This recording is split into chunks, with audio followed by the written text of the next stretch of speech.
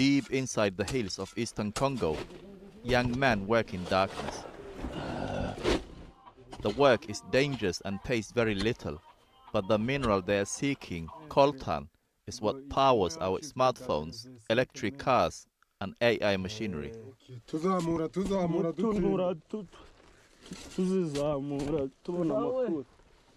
The technology of the future, produced thanks to centuries-old methods.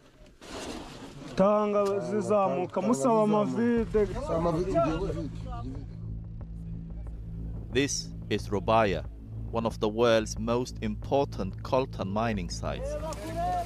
Now in the hands of a rebel army, the wealth it generates is fueling a devastating war. This is what powerful nations are fighting for. This is Congo's latest conflict mineral, and the whole world wants a share.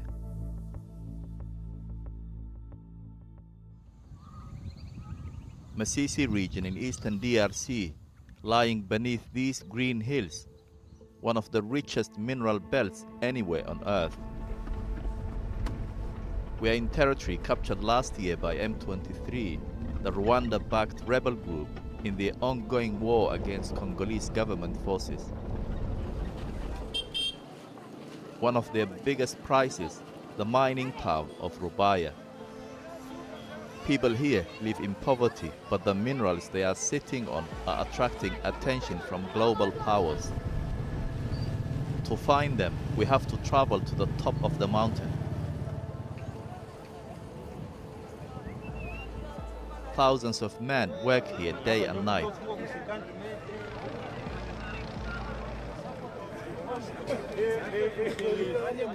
22-year-old Jermaine supervises this mine shaft.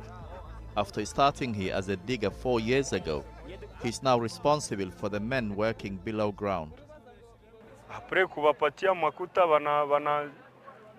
wanatumika, make kazi yangu ni kupana makuta hapa, c'est tout. In over 2 decades since mining began here, the mountain has been turned into a network of shafts and tunnels, all dug by hand. Each man is paid less than $5 for a 12-hour shift. Nakutia kazi kumustari. Mina shukaka saa niko bezwe kure chini. Saa mwa kazi na inakuwa mubaya. Wara tu minafika minaenda ona kama choka ziko natoka wapi. Wara kama chini biko hai. Jermaine is heading below ground to check on his workers. He takes our camera with him. It's pitch black, claustrophobic, and safety equipment is non-existent. Meze neza se nta kibazo urugutsimbira ngahe ni dedoane buriya ni ukuvana he gushira he kura hariya gushira hariya ntaruvuga ngo babigusizemo ku gahato n'ubushake sawa. The men are desperate to make some extra cash, and working overtime is common. Some of those he speaks to also seem to be very young. Muri gutsimba hano ubwo uri muri dedoane ariko biri kugenda neza hewan.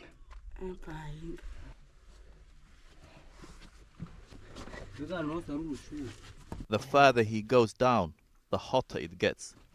Small pipes supply cool air in order to keep the temperature bearable.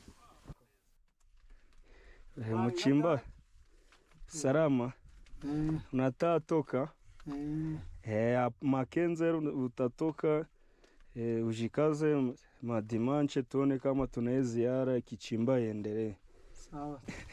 The work takes a huge physical toll, and it's down to Jermaine to keep them motivated.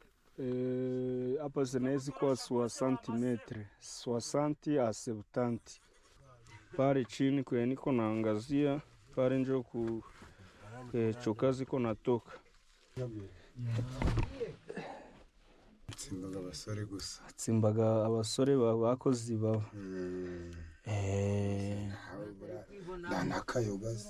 Akayoga kose, akayoga turakanywa dusohotse nyuma y'akazi tu. Nese turanywa inzoga turi mu kazi. Even without alcohol, there are ways to stay entertained underground. Wakubita umuziki tukumva mwe. Umuziki ngomba kuwukubitamo ndabigoye. Ngo.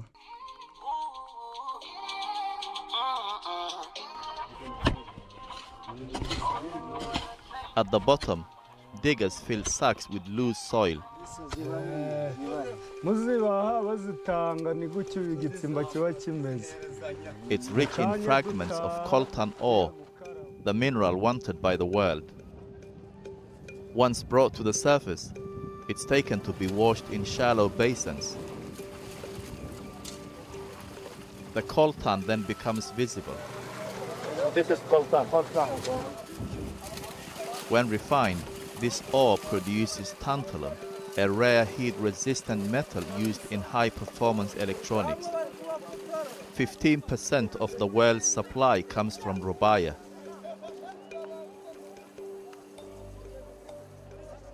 M23's victory here has made them a major player in a lucrative global supply chain. The rebels claim they are fighting for the motherland, not to make themselves rich. So you're born here, your family graves here, your house here, built by your father, that's where your mom lived? Oscar Balinda is the group's deputy spokesman. He invites us to his family's farm just outside Rubaya. I was born here. But people say M23 officials are from Rwanda. They are lying. They are lying. My place is here. Led by ethnic Tutsis, M23 presents itself as a Congolese liberating force, acting to defend their people. In the eyes of the Congolese government, however, they are simply a Rwandan proxy sent to plunder Congo's minerals. People say M23 rebels are here to mine and make money, business. And you're saying these cows are more important for us. So for us, mainly we are farmers. That's our culture. We are farmers. This is our economy. So when they say M23 came, we didn't come from anywhere. We are from here. We are Congolese. Whatever M23's true motivation, there is no doubt that Rubaya is a key source of their funding. Taxes imposed on the mine generate an income of $800,000 per month, according to a UN report.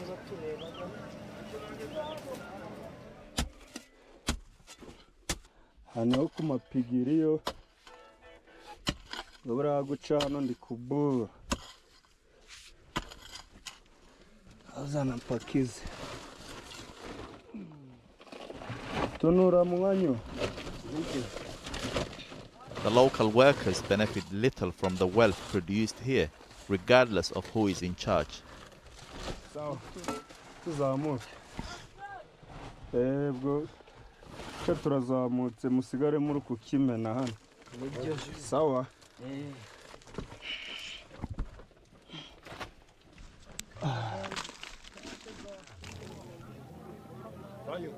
Hello, Jeremy. How are you? I'm fine. In other countries, the countries that manage their resources well, the population live a very good life. They live tall buildings, drive nice cars, send their children to good schools. What do you think about that?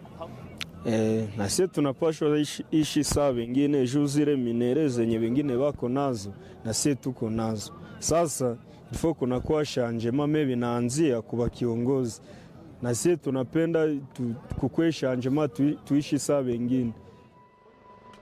Congo's history as a nation has been one of exploitation and foreign interference. China has been the biggest foreign player for years. Now, with a Trump-brokered peace deal between the DRC and Rwanda, America is looking to take on a bigger role. Very important. The Congolese government have reportedly offered US companies access to mining sites in exchange for security guarantees. But that ignores the reality on the ground. M23 controls mining sites like Rubaya.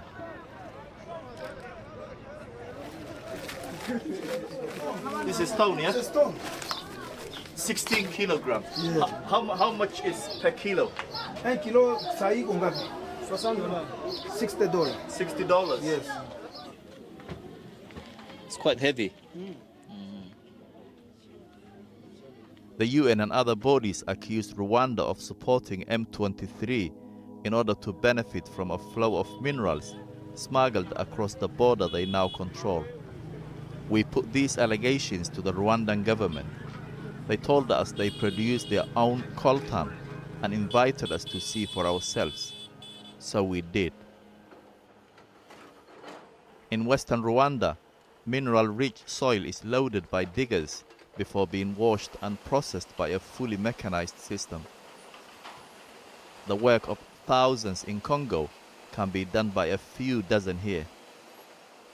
Health and safety is strictly enforced. The Rwandan government rejects accusations that the coltan it exports is being smuggled from the DRC. They say it's all legally mined at sites like this within Rwanda. Despite superior methods, analysts believe that Rwanda's own coltan deposits are too small to account for the quantity it exports. We sat down with Alice Uwase, the head of the country's mining board. There are numerous reports at the UN and other human rights groups that accuse Rwanda of exporting minerals smuggled out of DRC. And some of these reports say they found evidence that these minerals were tagged on the other side as Rwanda minerals. For me, I would say I reject completely because that has been our position since the beginning. So that's why I invite them to come, do their own, to come and check for themselves, visit mines. We have proper mines that are mining. We have cooperatives that we've empowered.